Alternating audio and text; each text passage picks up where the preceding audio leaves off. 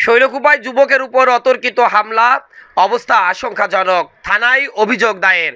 ঝিনাইদহের শৈলকুপার মির্জাপুর ইউনিয়নের চরপাড়া গ্রামের আক্তার হোসেন নামের এক যুবকের উপর আজ সকালে গ্রামের প্রতিপক্ষের লোকজন পিটিয়ে ও কুপিয়ে মারাত্মকভাবে জখম করেছে। আক্তার হোসেন একই গ্রামের মৃত মতিয়ার রহমানের পুত্র। আক্তার ঢাকার একটি বেসরকারি স্কুলে চাকরি করেন।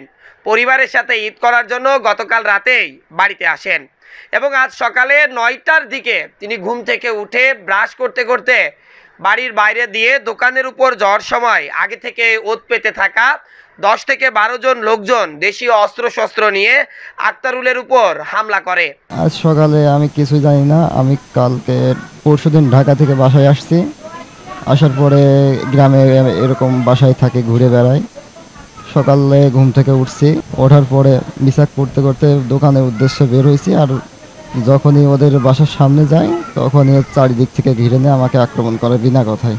সেলিম আছে, মুন্সি আছে, কুদুসি ছেলে পিয়াস আছে, তারপরে আইফ মন্ডল আছে, এগুলো আরও আছে। তাদের হাতে কাইতে ছিল, কারোর হাতে ইট ছিল। এ সময় আক্তারুলকে গুরুতরভাবে জখম করে রেখে পালিয়ে চলে যায় সেই প্রতিপক্ষের লোকজন।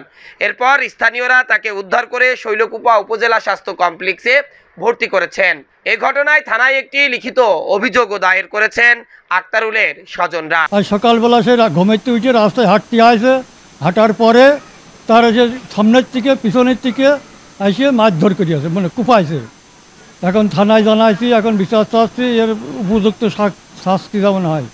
Desk report, eagle TV news.